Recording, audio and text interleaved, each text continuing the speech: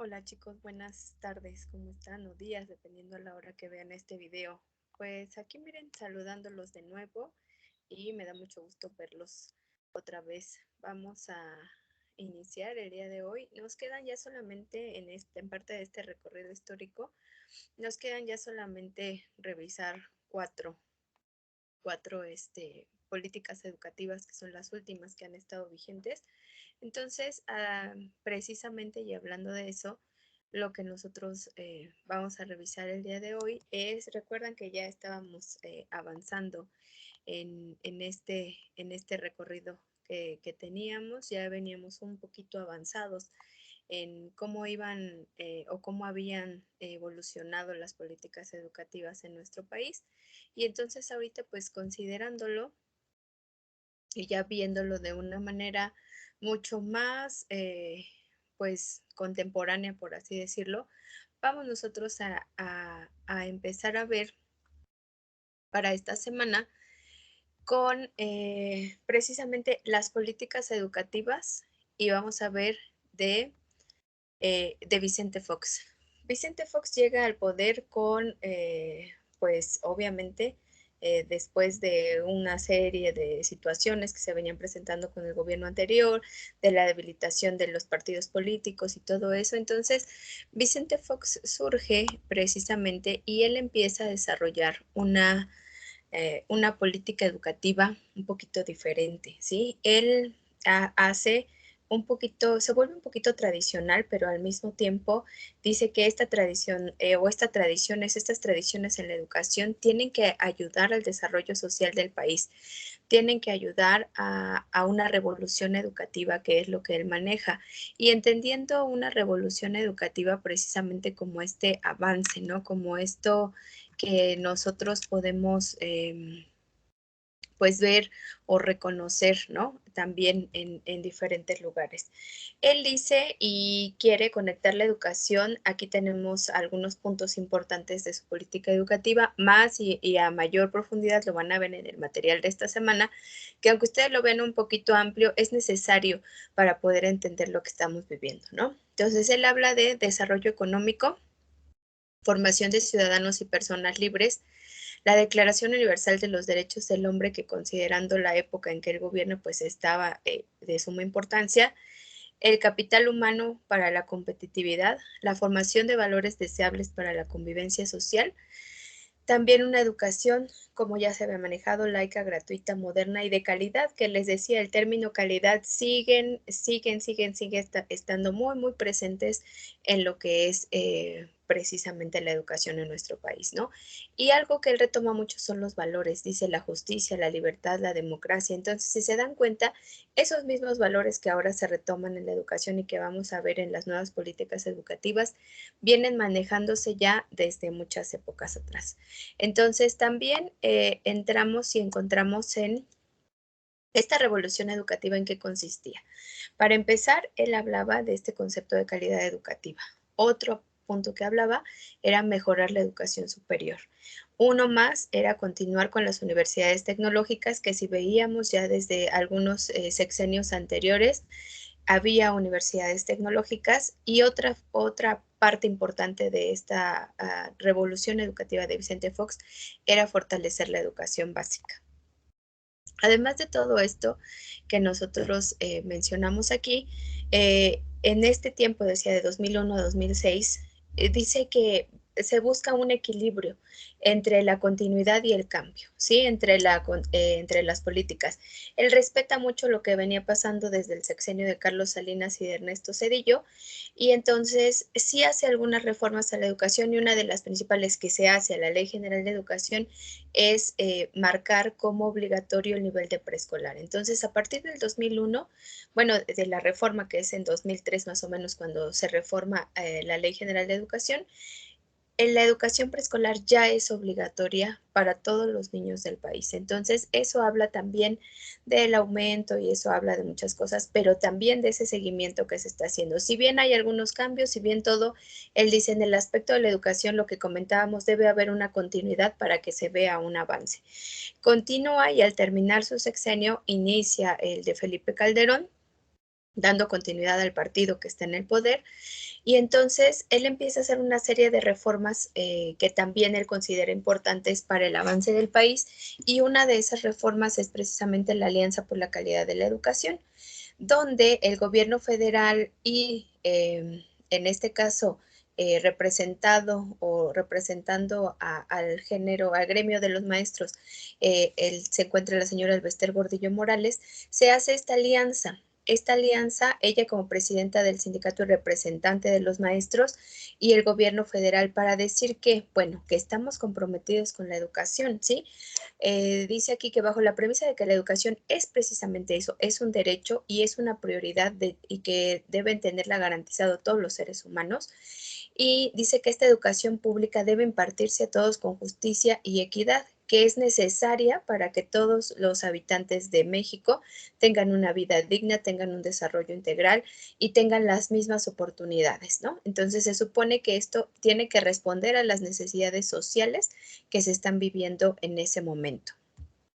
Además, bueno, dentro de los objetivos que tenía su política educativa había puntos muy claros, se van marcando desde ahí principios educativos, principios pedagógicos que deben de ir pues regulando a la educación, y entre ellos de nuevo vemos aquí, como vemos, elevar la calidad educativa, dar más oportunidades educativas y que esas oportunidades sean dadas con equidad y demás. Aquí ya viene más el uso de las TICs, ¿sí? Que esas tecnologías de la información y la comunicación se empiecen a extender. Fíjense desde cuándo estamos hablando, que es a partir de 2006 a 2012, entonces ya estamos hablando de que empezábamos a meternos en este uso de las TICs. Y esta es la educación integral, que también era, porque vamos a ver que una de las prioridades de este gobierno de Felipe Calderón era precisamente eso, ver esta educación integral que abarcara la educación especial, la educación para personas con algunas discapacidades y demás, pero también hablamos de esa responsabilidad social. Dice que tiene que ser, que se empieza a buscar que las personas, que los ciudadanos empiecen a crecer en esa responsabilidad social, ¿no? Y sobre todo empieza a dar un poquito esta libertad a las instituciones para gestionarse ellas propias. Entonces, esto es de lo básico que nosotros podemos ver en el gobierno de Felipe Calderón, pero que les digo, ahí en el material que les estoy dejando pueden ustedes encontrar más, y en las referencias, si ustedes quieren ahondar más, pueden encontrar muchísimo más. Se reforma también la Ley General de Educación, que era la misma que traemos desde el 93, pero con algunas modificaciones. Entonces, ya habíamos visto que con Fox se hace obligatoria la educación preescolar, y entonces tenemos de impartir la educación preescolar, primaria, la secundaria, pero aquí dice, y otra parte que era importante, y por ahí también lo van a ver en el material, que es directamente mediante sus organismos descentralizados, ¿sí? Entonces, ahorita ya están descentralizados. Hablamos, les digo, muchas veces de este juego de centralizar, descentralizar. Entonces, bueno, dice todos los tipos y modalidades educativos, incluida la educación inicial, especial, media superior y superior, necesarios para el desarrollo de la nación, apoyar a la investigación científica y tecnológica, y obviamente la difusión de la cultura nacional y universal. Entonces, esta parte donde habla de la educación inicial, especial, media superior y superior, sí, empieza a ampliar más, y es lo que hablaba hace rato de su política integradora, ¿no? Después de eso, se vuelve a ver un cambio en el gobierno, y entonces regresa el Partido Revolucionario Institucional al poder, y regresa con el licenciado Enrique Peña Nieto. Entonces, él también tiene una reforma educativa que viene formándose incluso desde el gobierno de Vicente Fox. Se da esa continuidad, pero tiene algunos matices diferentes. Entonces, la reforma educativa de Peña Nieto viene a darle un giro, viene a meter otras ideas que a lo mejor no todos estaban de acuerdo. En un principio contó con la mayoría del Congreso, y tenía las principales fuerzas del país. Entonces, al final del sexenio, pues fue perdiendo un poquito ese poder, y entonces se dio ese rechazo total a la política. Pero esta política era interesante y planteaba tres ejes fundamentales. Estos tres ejes eran: uno, la creación de un servicio profesional docente; docente para lograr, decía, que los alumnos sean educados por los mejores maestros. Esta era una de las finalidades que a lo mejor se desvirtuó un poco en el camino, pero esta era una de sus finalidades, ¿no? Y decía claramente que la trayectoria de los docentes no iba a estar sujeta a criterios discrecionales. La segunda o el segundo eje de estas políticas era elevar a rango constitucional, perdón, el Instituto Nacional para la Evaluación de la Educación, porque lo que se buscaba era que hubiera un instituto o un organismo que realizara evaluaciones objetivas, justas y bien elaboradas, no para exhibir a nadie, sino para ayudar a la mejora. De nuevo aquí se desvirtúa un poco lo que él tiene, se hace a través del Instituto Nacional de Estadística, Geografía e Informática, que es el INEGI, un censo donde se mide cuántos maestros, cuántos alumnos hay, cuántos directores, etcétera, para empezar con una evaluación universal que se hace en una primera etapa, pero que después va a ser retirada por cuestiones políticas y por cuestiones de presiones de los sindicatos y eso.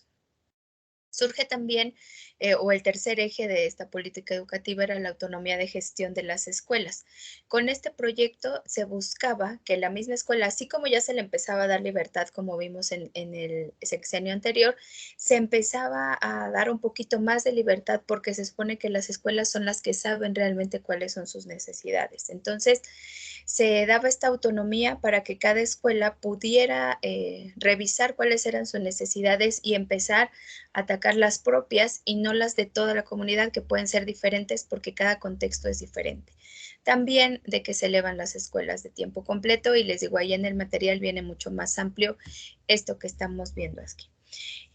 Y hasta llegar a la actualidad, ahora sí, ya muy moderno, recién salidito del horno, todavía ni siquiera bien estructurado, todavía con muchas cosas que no sabemos si se van a dar o no, pero este era el plan inicial, ¿no? El proyecto educativo de Andrés López se logra consolidar como una política muy importante durante su administración. ¿Por qué? Porque quita esa parte del aspecto punitivo que se decía con la política de Enrique Peña Nieto y demás. Entonces, y él entra con esta intención no de continuidad, sino de eliminar todo lo que estaba antes de él y empezar con una nueva escuela que por eso la denomina la nueva escuela mexicana. Pero si leemos un poquito más ahí en lo que yo les dejaba y demás, pues nos damos cuenta de que eso eliminar completamente no es tan certero porque se conserva más del 80% de lo que ya se venía trabajando con la anterior Ley General de Educación, ¿no?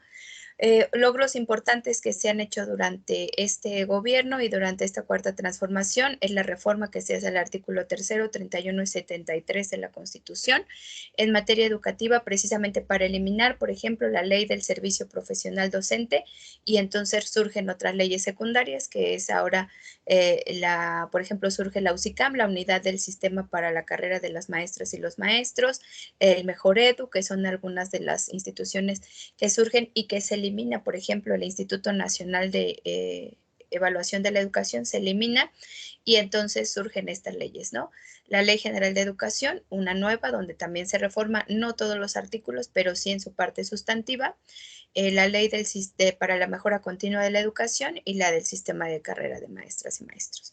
Además, también se implementa un programa de becas que ya es conocido por todos, que se están aplicando, como es la Beca Universal Benito Juárez para los estudiantes de medio superior y el programa de Jóvenes Escribiendo el Futuro, que entre otras cosas buscan mejorar la educación. Y no vamos a ahondar mucho ahorita en esto, porque al hablar de la política educativa actual, vamos a ahondar un poquito más en lo que es la nueva escuela mexicana, cuáles son sus principios, qué es lo que hace para que ustedes estén muy, muy, muy al pendiente y estén atentos a qué es lo que está rigiendo la educación a nuestro país en la actualidad. Esto es lo que nos rige a nosotros ahorita como universidades, lo que rige a la educación básica y todo. Entonces, pues me dio mucho gusto saludarlos, chicos, que estén muy bien y nos estamos escuchando en la semana por el podcast. Muchas gracias.